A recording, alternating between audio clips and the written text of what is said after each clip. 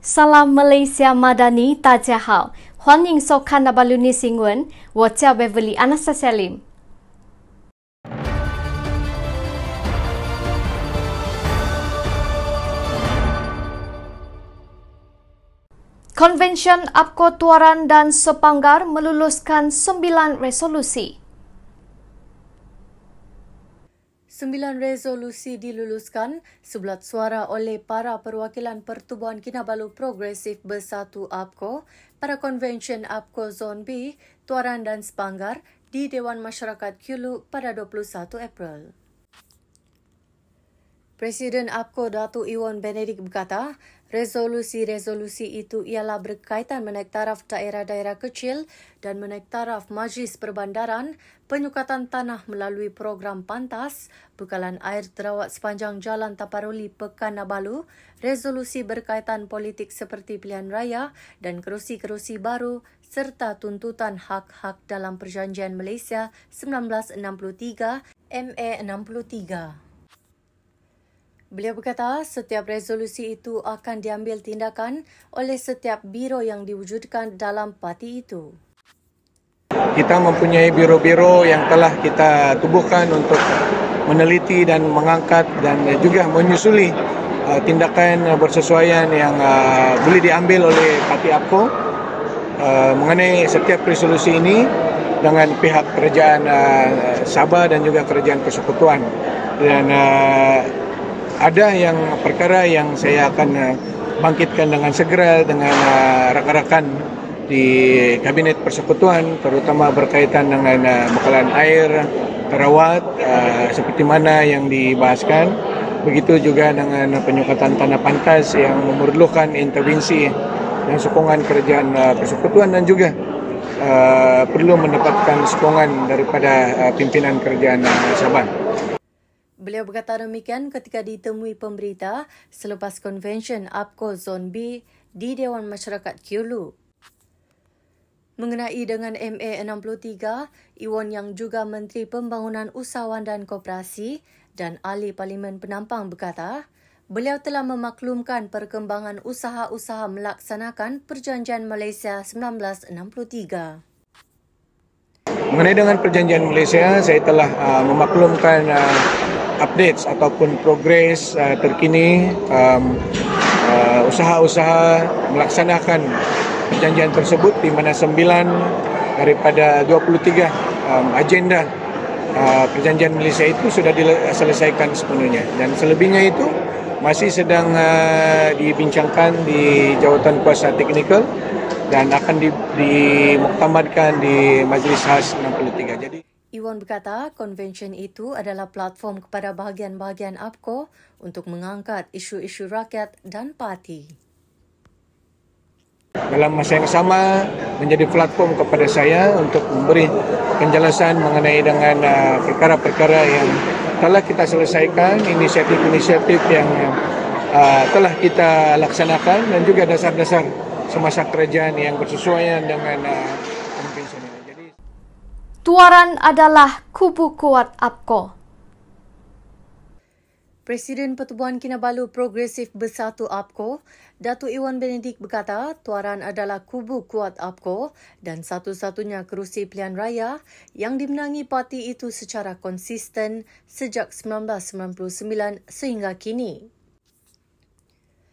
Beliau berkata kerusi itu dimenangi oleh APCO iaitu Datuk Madius Tangau dari tahun 1999 hingga 2008 dan Datuk Wilfred Bomboring pada 2008 hingga 2013 sebelum diteruskan oleh Datuk Madius pada 2013 hingga sekarang.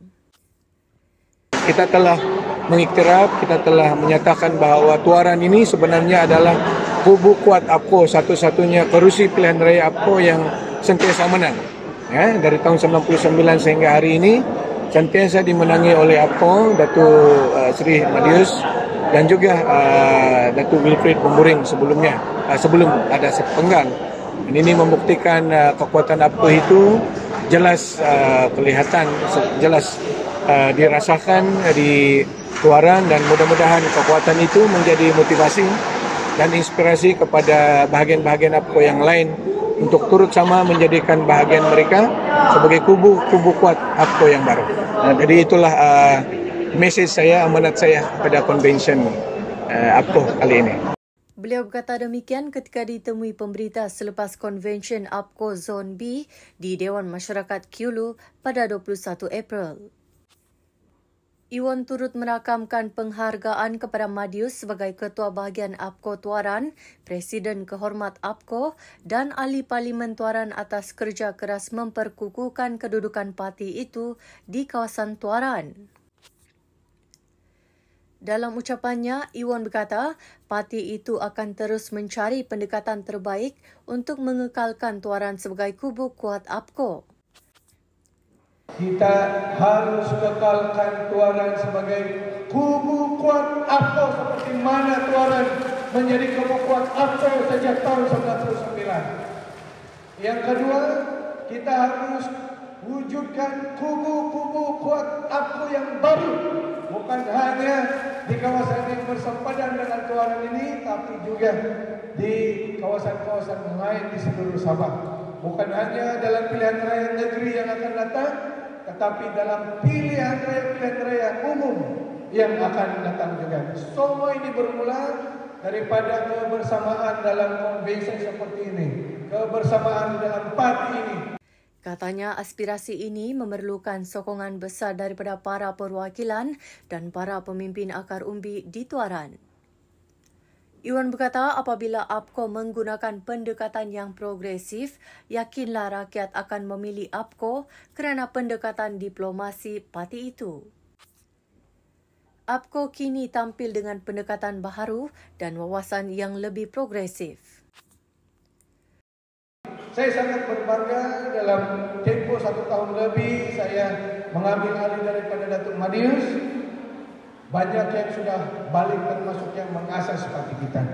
Jangan lagi kita buat satu kata-kata panggilan yang mengatakan diorang pernah di dalam APCO mendapat pelbagai kemudahan jawatan dahulu, lupa daratan pada saya. Jangan kita gunakan kata-kata yang tidak progresif ini. Apabila kita menggunakan bahasa dan pendekatan yang progresif, yakinlah rakyat akan memilih kita kerana pendekatan diplomasi, pendekatan progresif kita ini. Beliau turut mengalu-alukan golongan muda untuk menyertai APCO.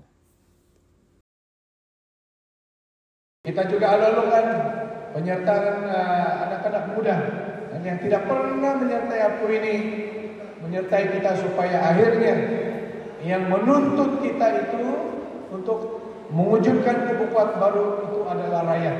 Bukan hanya kita saja, tetapi rakyatlah yang mengangkat APCO ini. Karena akhirnya kubu kuat mana-mana parti itu akan ditentukan oleh rakyat.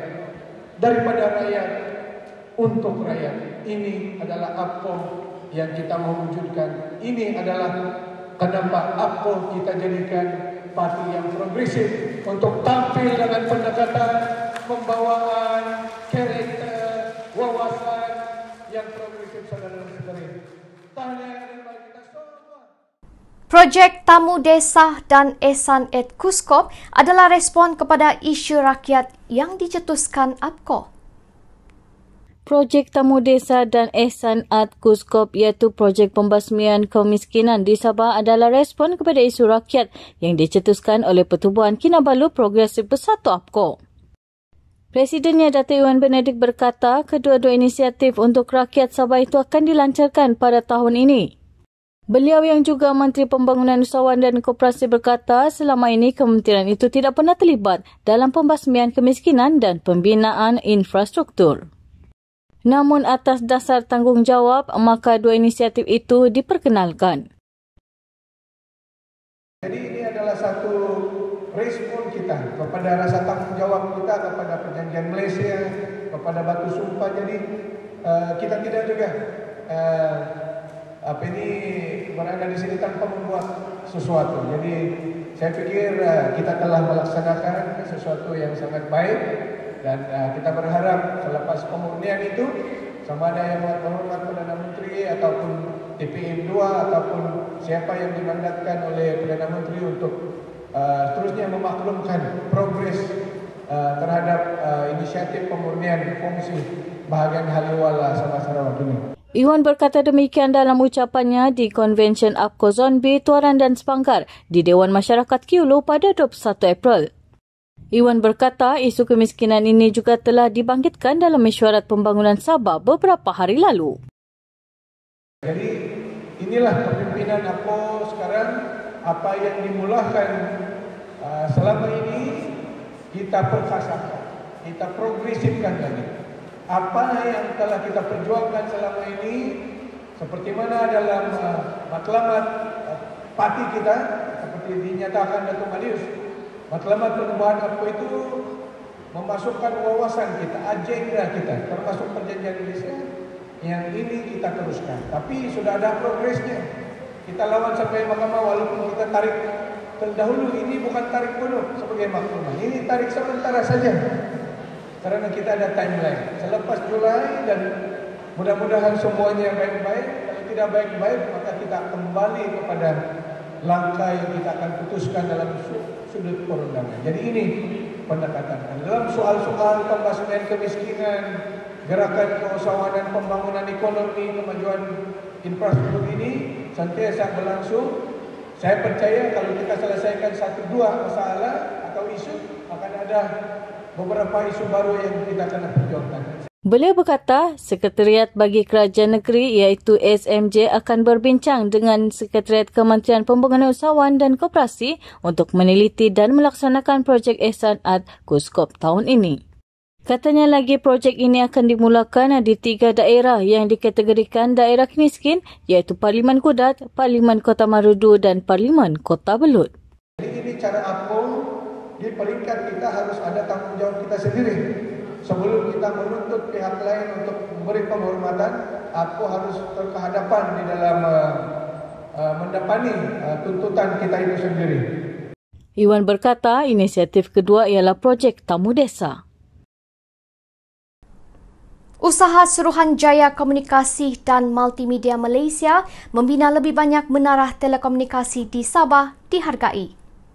Menteri Pembangunan Usahawan dan Koperasi Datuk Iwan Benedict menghargai usaha Suruhanjaya Komunikasi dan Multimedia Malaysia MCMC membina lebih banyak menara telekomunikasi di Sabah khususnya di kawasan luar bandar. Beliau berkata ini penting untuk memudahkan operasi komuniti usahawan mikro, kecil dan sederhana PMKS serta koperasi terutamanya dari segi pemasaran secara digital dan maya. Katanya usaha dan komitmen MCMC untuk memperluaskan liputan telekomunikasi di seluruh negara termasuk di kawasan pedalaman Sabah bukan hanya dapat merapatkan jurang digital di kawasan bandar dan luar bandar. Namun, ia juga satu daripada pemboleh ubah penting kepada komuniti PMKS dan koperasi. Misalnya, permohonan-permohonan bantuan, geran, pembiayaan, persijilan dan program bimbingan yang kini memerlukan proses secara atas talian. Sehubungan itu, katanya, liputan telekomunikasi sangat penting agar rakyat terutama PMKS dan koperasi tidak ketinggalan dari segi maklumat dan kemudahan yang disediakan oleh pelbagai kementerian, agensi dan jabatan kerajaan.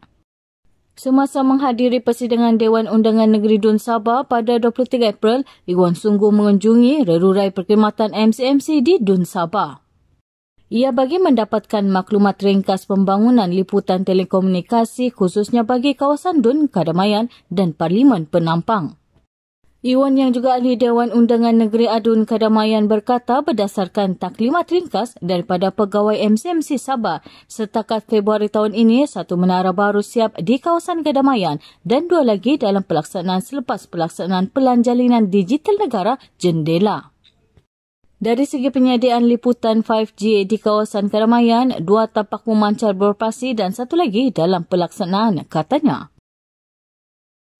Di sebalik kemajmukan dan kepelbagaian masyarakat di negara ini, budaya hormat menghormati harus dipertahankan. Presiden Pertubuhan Kinabalu Progresif Bersatu APCO, Datuk Iwan Benedict berkata, di sebalik kemajmukan agama, budaya, adat dan bahasa, budaya hormat menghormati, bertoleransi, bersatu padu dan bekerjasama perlu dipertahankan oleh para pemimpin. Beliau berkata budaya hormat menghormati dan toleransi ini dapat ditonjolkan melalui sambutan pelbagai perayaan utama di negara ini yang dihadiri masyarakat berbilang kaum dan agama. Katanya sambutan rumah terbuka Hari Raya adalah tradisi APCO di mana APCO memberi peluang kepada bahagian-bahagian untuk menjadi hos. Tahun lalu, rumah terbuka Hari Raya diadakan di Ranau, tahun ini di Kota Marudu dan tahun depan di Libaran. Iwan berkata begitu juga dengan sambutan Pesta Kaamatan, Christmas, Tahun Baru Cina dan sambutan Hari Orang Asal Sedunia yang akan dihoskan oleh bahagian-bahagian atau dianjurkan dengan kerjasama pertubuhan bukan kerajaan. Katanya awal tahun ini sambutan Christmas dihoskan oleh APCO Beluran di Telupit. Manakala sambutan Pesta Keamatan pada tahun lalu diadakan di Tamparuli dan tahun ini di Kuala Penyu pada 11 dan 12 Mei ini, katanya. Iwan berkata demikian ketika berucap pada Majlis Rumah Terbuka APCO bahagian Kota Marudu pada 14 April. Turut hadir Presiden Kehormat Datuk Wilfred Madius Tangau, Timbalan Presiden APCO Datuk Donald Maujuntin serta ahli-ahli majlis tertinggi, pergerakan pemuda, wanita dan generasi muda parti itu. Iwan yang juga Menteri Pembangunan Usahawan dan Koperasi berkata sambutan rumah terbuka seumpama ini perlu dipertahankan bagi mengukuhkan lagi perpaduan bukan hanya dalam kerajaan tetapi perpaduan di kalangan rakyat. Beliau berkata selain perpaduan, agenda pembangunan kemudahan rakyat dan kemajuan ekonomi juga perlu diberi tumpuan. Katanya penganjuran rumah terbuka seumpama ini dan kebersamaan para pemimpin dan masyarakat pelbagai kaum dan agama mencerminkan harapan rakyat kepada kita. Dan mudah-mudahan kebersamaan ini berterusan bukan hanya dalam sambutan Hari Raya tetapi perayaan-perayaan utama masyarakat untuk mempertahankan perpaduan rakyat dan keharmonian rakyat, katanya. Wan An